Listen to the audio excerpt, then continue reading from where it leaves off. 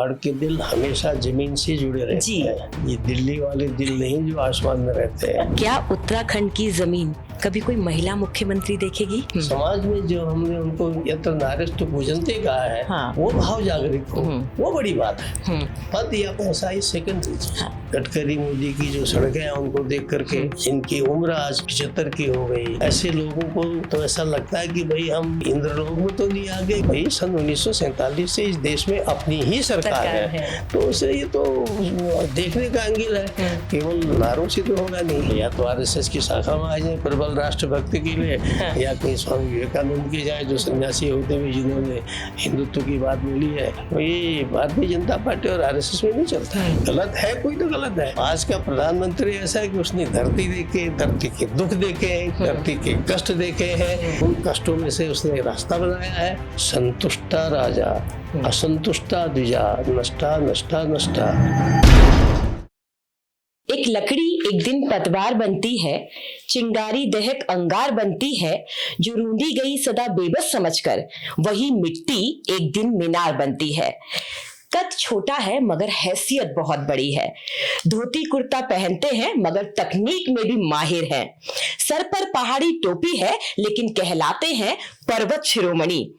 एक अध्यापक से जीवन से लेकर के आरएसएस के समर्पित कार्यकर्ता से लेकर के मुख्यमंत्री की कुर्सी से निकलते हुए बन गए महाराष्ट्र के गवर्नर।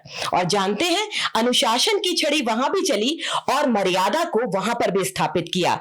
एक गवर्नर कैसे बेहतरीन काम कर सकता है और उसकी भी एक ताकत होती है, इसकी मिसाल उन्होंने उत्तराखंड की जमीन से निकल करके महाराष्ट्र में स्थापित की। आप समझ गए होंगे मेरे साथ कौन है। मेरे साथ है भगत दा। प्यार से लोग इन्हें भगत दा कहते हैं, और ये इतने होशियार है, इतने बागपट्टू है, इतने चतुर है कि बड़ी से बड़ी गंभीर बात को भी मुस्कुरा कर कह जाते हैं। भगत दा, टाइम्स नेटवर्क में आपका स्वागत है। बहुत बहुत धन्यवाद, नमस्ते। आपने इतने विशेषण लगा दिए हैं कि मुझे लगता है कि शर्मिंदा होके कहीं नीचे जमीन पर तो नहीं बैठना पड़ेगा। नहीं, आप तो पहाड़ के दिल में बैठे हुए हैं भगत दा, आप जमीन पे कैसे बैठ सकते हैं? हम वहां खड़े हुए हैं। नहीं, पहाड़ के दिलों में भी जो है, पहाड़ के दिल हमेशा जमीन से जुड़े रहते हैं। जी। ये दिल्ली वाले दिल नहीं जो आसमान में रहते हैं। अच्छा भगत दा, मैं उत्तराखंड से ही शुरू करती हूँ क्योंकि वो आपके मन में बसता है। भगत दा, करीब 25 साल पूरे हो गए, आपने कैसे बदलते हुए देखा और अभी भी ऐसे कोई संकल्प हैं? क्योंकि आप उस संघर्ष में बहुत आगे रहे हैं, आपने देखी है वो लड़ाई। अभी भी कुछ ऐसा है जो आप चाहते हैं कि उत्तराखंड में होना चाहिए? देखिए, जिसको आप कह रहे कि होना चाहिए, ये होना ये सतत प्रक्रिया है। हाँ जी। और जीवंत व्यक्ति ये हमेशा होते रहता है। जिस दिन होना बंद हुआ वो खत्म हुआ। और एक राज्य, एक स्टेट, ये तो मनुष्य से भी ज्यादा जीवंत है। और मनुष्य की तो एक निर्धारित उम्र है, और स्टेट की उम्र ये सैकड़ों वर्ष हो सकती है, हजारों वर्ष हो सकती है। तो इसलिए जो आपने पूछा कि क्या अभी भी आपको लगता है कि कुछ होना है, तो अगर कुछ नहीं होना होता तो आप यहाँ आते ही नहीं। क्योंकि अभी बहुत कुछ होना है। वो आप उसके बारे में मन में ठान के आए होंगे कि क्या होना क्या नहीं होना। तो इसलिए अभी कुछ तो बहुत हो गया है, लेकिन बहुत अधिक अभी भी होना है। एक परमानेंट स्टेट है जो अपने एक अस्तित्व में है और पहचान में है, लेकिन राजधानी के सवाल पर एक ऐसी बात आ जाती है कि सब कुछ अस्थायी सा दिखाई देता है। ये समस्या कैसे निदान होगी और कैसे हम लोगों के मानस में उतारेंगे कि ये लड़ाई कुछ नहीं है, आप उत्तराखंड को व्यापक रूप में देखिए। देखिए, उत्तराखंड का निर्माण राज्य की मांग को लेकर हुआ। हाँ जी। उत्तराखंड का निर्माण कोई राजधानी को लेकर के या कोई और विषय को लेकर के ये कभी यहाँ के लोगों ने बलिदान इस नाम पर नहीं दिया। यहाँ का जो संघर्ष था वो था कि हमारी राजधानी होनी चाहिए, इसलिए राजधानी है, चल रही है। हाँ जी। 25 साल से इतने काम चल रहे हैं और काम चल ही नहीं रहे हैं।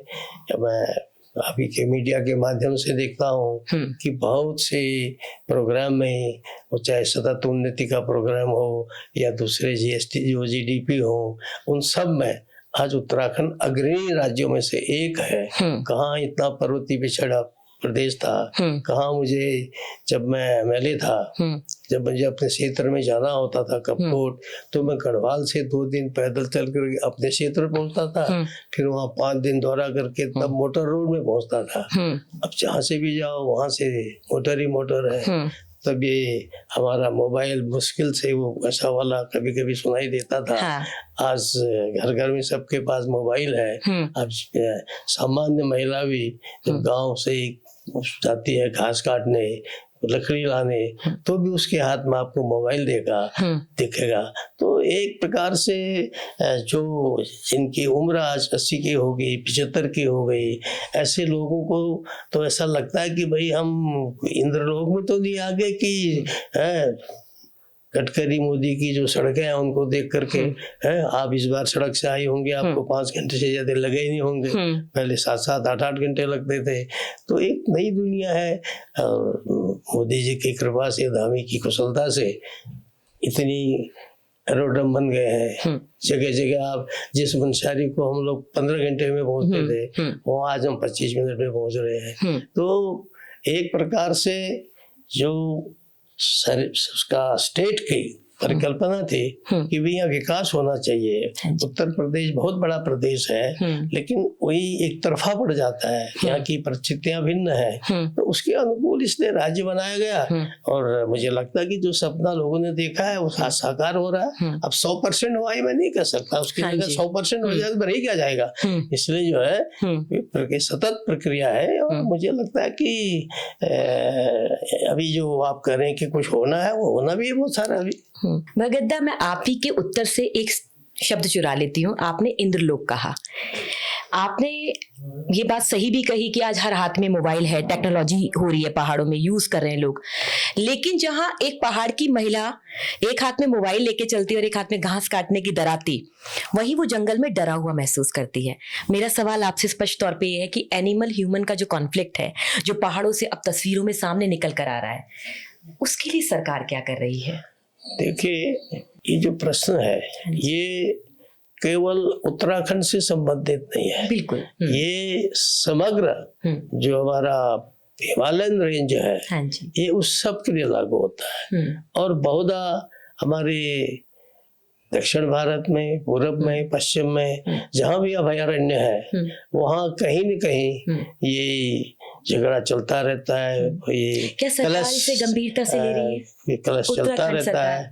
नहीं, सरकार गंभीरता से ले रही है। और मुझे लगता है कि पूरे भारतवर्ष के स्तर पर कहा क्या हुआ कि कुछ लोगों ने प्रकृति प्रेम के नाम पर, पर्यावरण के नाम पर इतने अधिक माहौल ऐसा बना दिया कि 1980 का जो फॉरेस्ट कानून बना, एक्ट बना 1980 का, वो इतना कठोर बन गया कि उसमें ऐसा लगता था कि भाई आदमी की कीमत कम है और जंगल के पशुओं की कीमत ज्यादा है। अच्छा लक्ष्य था, अपनी इंटेंशन कोई बुरा नहीं था, क्योंकि बुरी तरह से लोग पेड़ काट रहे थे और नुकसान कर रहे थे।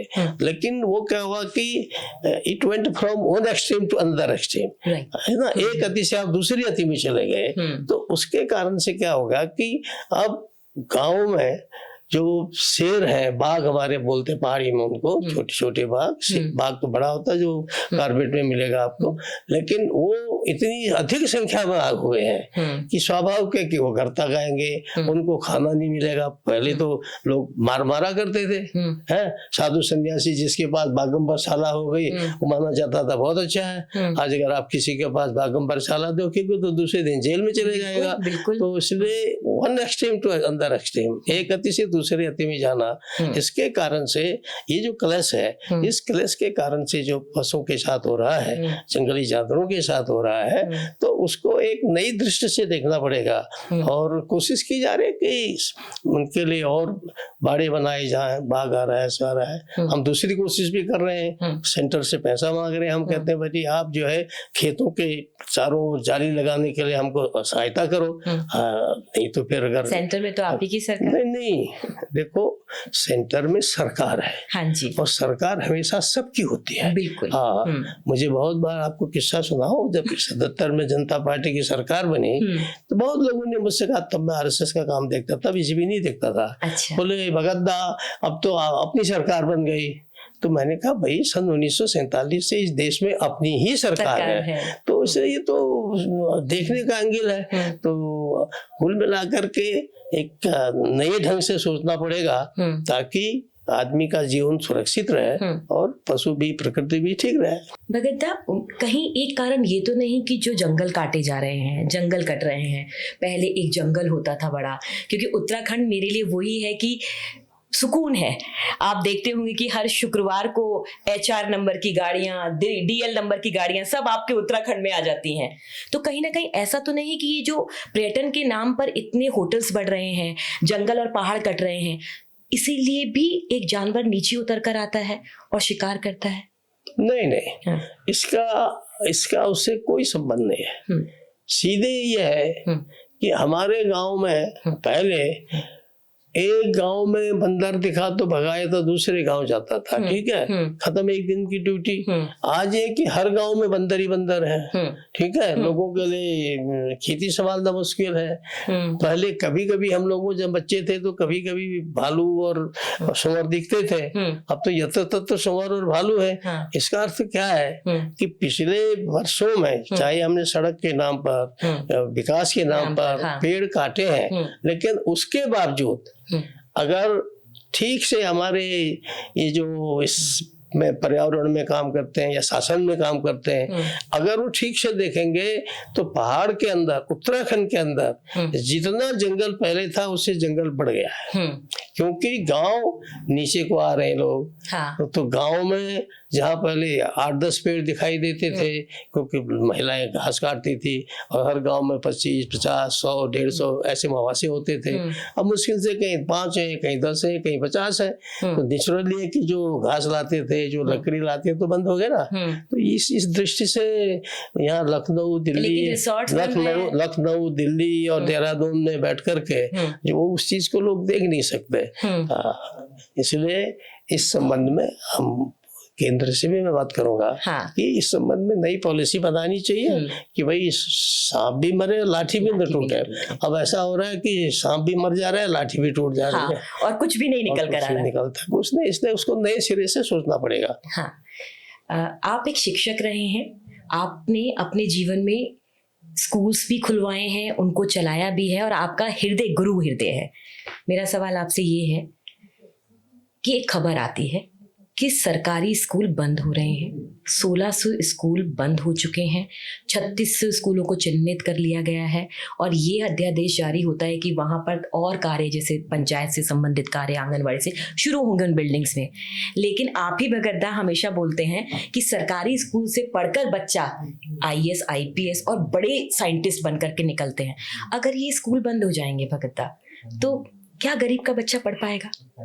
देखो, पहली बात यह है कि उत्तराखंड में पिछले दिनों मैं समाचार पढ़ रहा था कि यहाँ मनरेगा के अंदर काम करने वालों की संख्या 45% रह गई है, पहले 100% की अपेक्षा। इसका अर्थ क्या है कि जब से उत्तराखंड बना है, उत्तराखंड में बना है, नए उद्योग खुले हैं, नए काम खुल रहे हैं, लोगों को सेल्फ रिलायंट उसमें जाने के लिए, आत्मनिर्भरता के लिए लोग काम कर रहे हैं। तो लोगों के पास इसके माने पैसा आ रहा है, पैसा आ रहा है तो स्वाभाविक है कि एक इच्छा होती है, जैसे हमारे वेल टू डू लोग हैं, हमारा बच्चा तो विदेशी में पढ़ना चाहिए, अगर विदेश में नहीं पढ़ा, हार्वर्ड में और नहीं भगत दा, सरकारी स्कूल बंद हो जाए। सुनो मेरी बात। तो इसलिए स्थिति क्या आ रही है धीरे धीरे कि लोग एक ये मानसिकता बन गई है कि हम प्राइवेट स्कूल में भेजेंगे तो हमारे बच्चे ज्यादा अच्छे होंगे।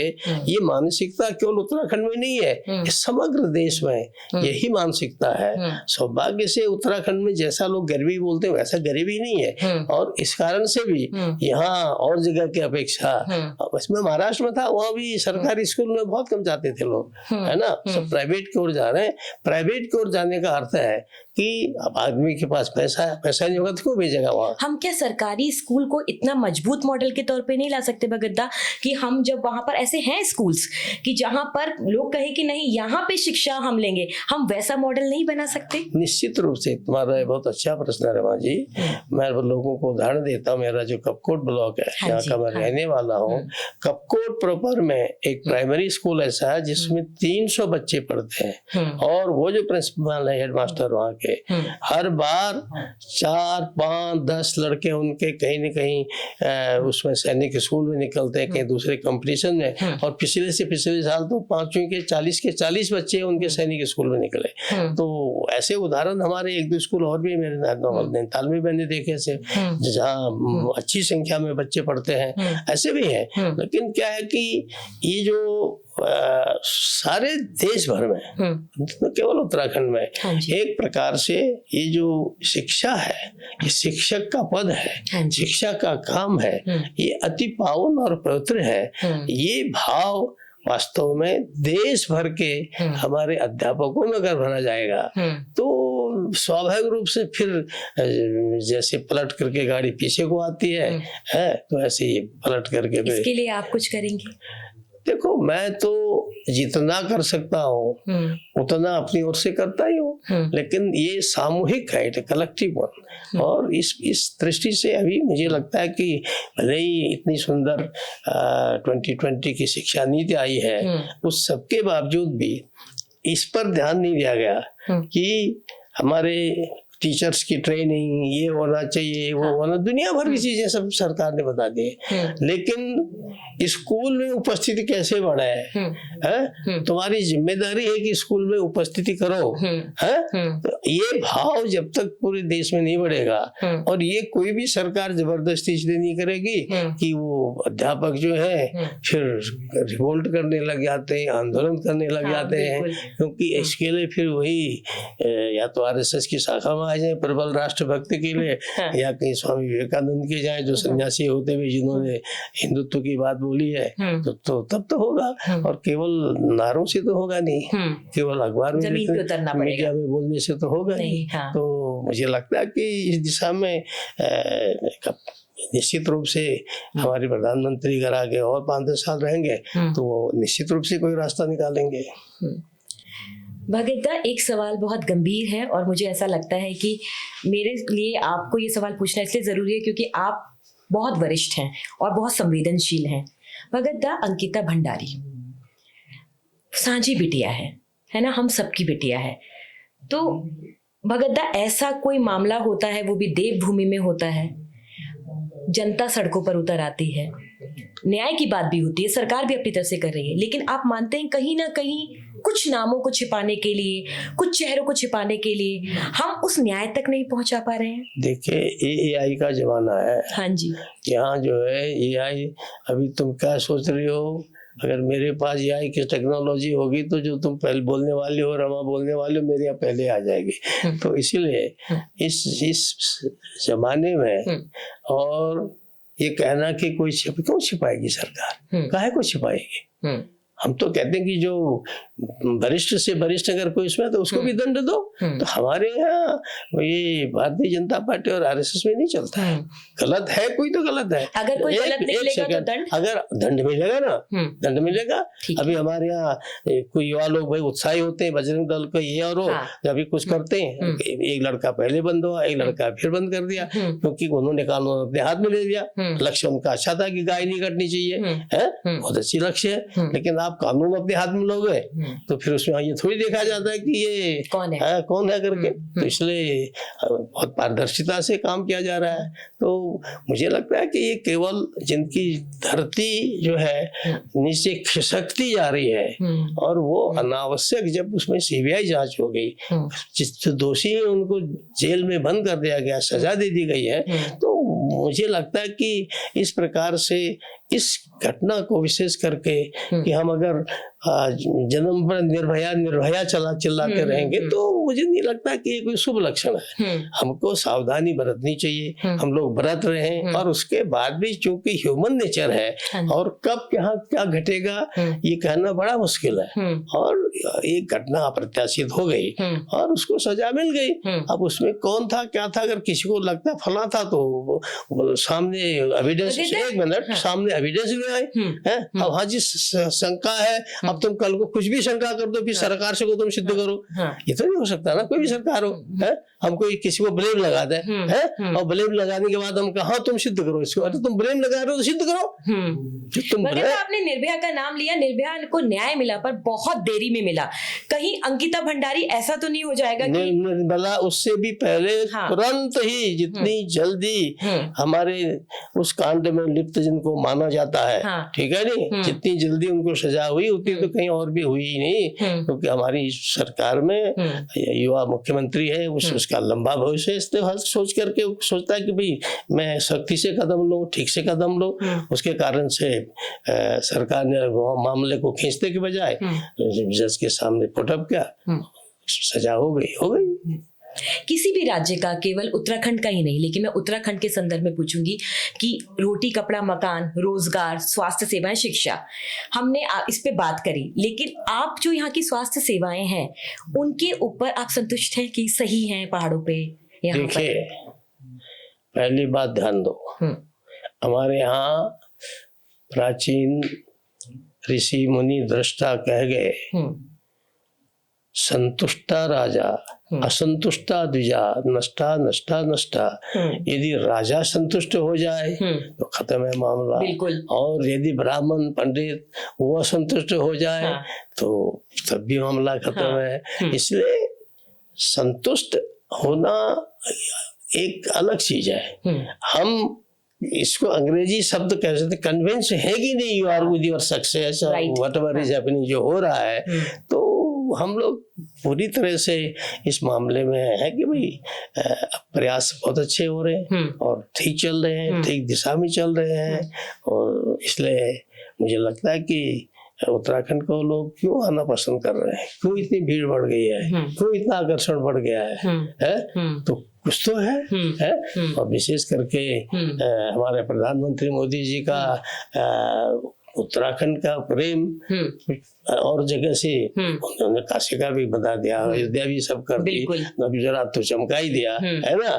लेकिन आप देखे कि वो बार बार सबसे अधिक किसी स्टेट में जाते तो उत्तराखंड में देवभूमि है, वो यहाँ पैदल उन्होंने सब भ्रमण किया है। अब पहले जब वो अपने यायावर जीवन व्यतीत कर रहे थे, सबके प्रचारक किसी रूप में घूम रहे थे, है ना, तो इसलिए उनको यहाँ का यथार्थ पता है, धरती पर घूमे हैं। अब अगर आप हार्वर्ड में पढ़ा हुआ, हार्वर्ड में पढ़ाने वाले, ऑक्सफोर्ड में पढ़ा हुआ, ऑक्सफोर्ड में पढ़ाने वाले किसी विद्वान को, और विद्वान भी हो, विनम्र भी हो, उसको अगर प्राइम मिनिस्टर बना दो तो वो हार्वर्ड और वहाँ की तो चीजें सब कर लेगा, लेकिन धरती तो देखी नहीं है। तो आज का प्रधानमंत्री ऐसा है कि उसने धरती देखे, धरती के दुख देखे हैं, धरती के कष्ट देखे हैं, ठीक है, और उन कष्टों में से उसने रास्ता बनाया है। तो स्वाभाविक है कि ये सब चीजें धीरे धीरे सब अच्छी हो जाएंगी।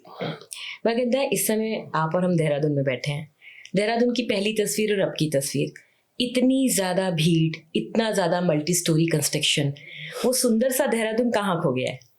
देखिए, ऐसा है, अभी सारी दुनिया इस शहरीकरण की ओर जा रही है। आपको पता हो, मद्रास यानी तमिलनाडु ऐसा स्टेट है जहाँ की मोर देन 50% जनता अब शहरों में रह रही है। महाराष्ट्र ऐसा प्रदेश है जो अब 50% शहरों में रहने वाला प्रदेश बन गया है। तो इसलिए ये समयानुकूल लोगों को ही, आप इनको रोक नहीं सकते। आप यही कर सकते हैं कि आप गांव में और लोगों को प्रोत्साहित करके उनको ग्राम उद्योग कराओ, हस्तशिल्प कराओ, उनसे गोपालन कराओ, मछली पालन कराओ, फलोद्यान लगवाओ, होम स्टे कराओ।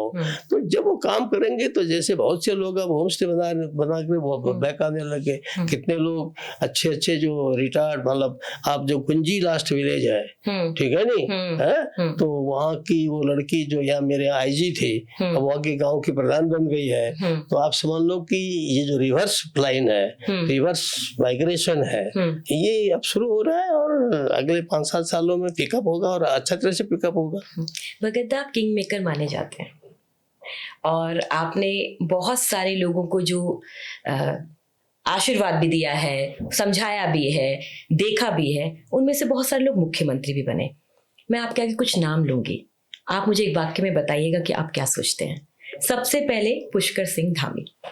देखिए, ऐसा है, मैं ज्यादा इस प्रकार के प्रश्नों का उत्तर इसलिए नहीं दूंगा कि neither I making nor I making maker. तो इसलिए मैं जो आपने क्या देखते हैं सुनो से, इसलिए जो किंग मेकर वाली बात है, क्योंकि राजाओं का जमाना वैसे भी खत्म हो गया है, तो मैं कभी भी जो है किंग मेकर की भूमिका में नहीं रहता हूँ। मैं संघ का स्वयंसेवक हूँ, तो संघ के स्वयंसेवक के रूप में ही कार्य करता हूँ। आप कैसे आंकते हैं इनके कार्यकाल को, कैसे आंकते हैं? बहुत अच्छा काम कर रहे हैं, क्योंकि इनको युवा और ऊर्जावान जनता भी उनको पसंद कर रही है। और आप देश में कहीं बाहर चले जाओ तो लोग मुझे बहुत से मिलते हैं, दूसरे प्रदेशों के मुख्यमंत्री मिलते हैं, राज्यपाल मिलते हैं, वो भी कहते हैं यार आपके मुख्यमंत्री की बड़ी यहाँ भी चर्चा होती है कि देखो उन्होंने यूसीसी लागू कर दिया, उन्होंने फला चीज लागू कर दी है। तो इतने जो अनधिकृत इस प्रकार के पूजा स्थल माने जाते थे, सैकड़ों की संख्या में खत्म कर दे है, अवैध कब्जे का।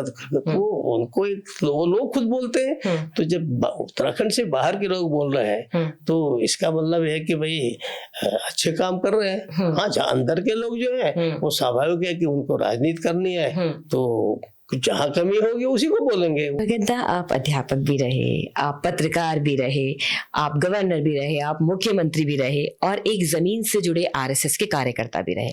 आपने लगभग सारी बड़ी भूमिकाएं देखी। कोई ऐसी भूमिका भी है जो अभी ख्वाहिश में है? देखिए, हम तो निमित्त मात्र हैं और गीता के शब्दों में हाँ जी, हमको जो से मशीन चलती है, हाँ जी, तो ऐसे यंत्रवत चलते हैं। हाँ। और जो काम हमने संकल्प लिया है वो भी पूरा थोड़ी ना हो गया है। हाँ जी, शुरू में बोल रही थी ना, जैसे सरकार के बारे में, हाँ जी, शासन के बारे में, हाँ जी, ऐसे ही व्यक्तिगत जीवन में जो मनुष्य की जैसे आकांक्षा होती है, किसी की IAS बनो, फला बनो, फला बनो, ठीक है नहीं, तो तत्काल खत्म हो गई। IAS बनने के बाद, PCS बनने के बाद, MLA बनने के बाद, मिनिस्टर बनने के बाद, तो हम तो उस लाइन में है ही नहीं। तो इसलिए हमारा काम ये तो चलता ही रहेगा। भगवान दोबारा जन्म देगा तो भी करेंगे। समाज का संगठन करना है, दुनिया के अंदर अध्यात्म का ज्ञान देना है, आर्टिफिशियल इंटेलिजेंस की जगह आध्यात्मिक इंटेलिजेंस देनी है। तो इसलिए हमारा काम तो जो है वो तो शाश्वत है, सनातन है, सतत चलता रहेगा। और आप जैसी इतनी प्रतिभाशाली युवा हमारी मातृशक्ति जो है वो अगर साथ दे दे तो मुझे लगता है कि ये जो जिस आध्यात्मिक जिस सनातन की ओर हम बढ़ रहे हैं, जो एक बार विदेशी आक्रमणकारी की वजह से दब गया था, कम हो गया था, आज उसका पुनर्जागरण हो रहा है, रेनेसां हो रहा है। तो जब रेनेसां होगा तो धीरे धीरे ये भी अपनी क्लाइमैक्स पर पहुंचेगा। तो तब तक तो चलते रहना है। आज के पावर कॉरिडोर का आखिरी सवाल भगत दा आपसे। आपने मातृशक्ति की बात की और बचपन में आपकी बहनें बहुत रही। आप 11 बहन भाइयों में 9वें नंबर के थे और आपने बहुत उस गांव से निकल करके देश दुनिया में नाम किया। क्या उत्तराखंड की जमीन कभी कोई महिला मुख्यमंत्री देखेगी? मुझे तो लगता है कि मुख्यमंत्री या बनना या प्रधानमंत्री बनना वो बहुत बड़ी चीज नहीं है। हाँ जी। बड़ी चीज क्या है कि क्या उत्तराखंड की महिला, जैसे आज उत्तराखंड के CDS उत्तराखंड से, हाँ, पहले CDS वो उत्तराखंड, NSA पिछले 12 साल से वो उत्तराखंड से है। और हमारे यहाँ की कितनी ही महिला अफसर बहुत अच्छी पोस्ट पर है। तो इसीलिए केवल प्रधानमंत्री बन जाए, मुख्यमंत्री बन जाए महिला, इससे कोई बड़ा उत्कर्ष नहीं माना जाता है। उत्कर्ष इसमें माना जाता है कि क्या आम महिलाओं का स्तर ऊंचा है, क्या आम महिलाओं की भागीदारी पार्टी के अंदर, सरकार के अंदर, प्रशासन के अंदर अधिक है कि नहीं है। तो आप देखें कि हमने जब पुलिस भर्ती की तो हमने कहा 30%, हाँ, अपने समय में 30% रखो, ठीक है। आप पुलिस में लड़कियां दिखाई देंगे आपको। नायब तहसीलदार यूपी के जमाने महिला होती नहीं थी, हमने कहा लो इसमें रखो 30% महिला रखो। और आप देखेंगे कि अगले 10 साल में रमा ये नहीं कहेगी कि साहब जेंडर इक्वलिटी, बिल्कुल जब तुम्हारे साथ 3 लोग आए हैं, हाँ, ये लड़के बोलेंगे कि there should be gender equality, समय ऐसा आएगा, हाँ, तुम देखना हम तो नहीं देख पाएंगे, तब ये समय आएगा ही आएगा। हाँ जी। तो इसीलिए हमारी महिला इतनी कर्तव्यशील होती है। आप किसी स्कूल में चले जाए, प्राइमरी से लेकर कॉलेज यूनिवर्सिटी तक, आपको सर्वत्र जो है बालिकाएं आगे दिखाई देंगी। और आपकी मीडिया में हमारे कितने लोग ऐसे हैं जो अच्छे से अच्छे स्थान पर है। तो इसलिए मुख्यमंत्री बनना, प्रधानमंत्री बनना ये बड़ी बात नहीं है। और एक दिन होगा, आएंगे, बनेंगे। हाँ। अपना क्या है कि अपना उद्देश्य है कि समाज में उनकी सहभागिता ज्यादा हो, समाज में जो हमने उनको यत्र नार्यस्तु पूजन्ते कहा है, हाँ, वो भाव जागृत हो, वो बड़ी बात है। पद या पैसा ही सेकेंडरी चीज है। टाइम्स नेटवर्क से बातचीत करने के लिए, अपना बहुमूल्य समय देने के लिए आपका बहुत बहुत धन्यवाद। बहुत धन्यवाद रमा जी। जय हो। ये हमारी खास बातचीत थी बेबाक भगतदा से। और जानते हैं, एक नया शब्द हम यहाँ से लेकर जा रहे हैं, आध्यात्मिक इंटेलिजेंसी। ये देश केवल AI में ही नहीं बल्कि आध्यात्मिक इंटेलिजेंसी में भी आगे बढ़ने के लिए प्रयास कर रहा है और आगे जीतेगा भी। मैं इस पॉडकास्ट का अंत यही कहकर करना चाहूंगी। इस पॉडकास्ट का सार यही था कि छोटा हूं तो क्या हुआ, हूं मैं आंसू एक, सागर जैसा स्वाद है बस तू चक्कर दे। ऐसी ही भगतदा की बातें गागर में सागर भरने जैसी थी।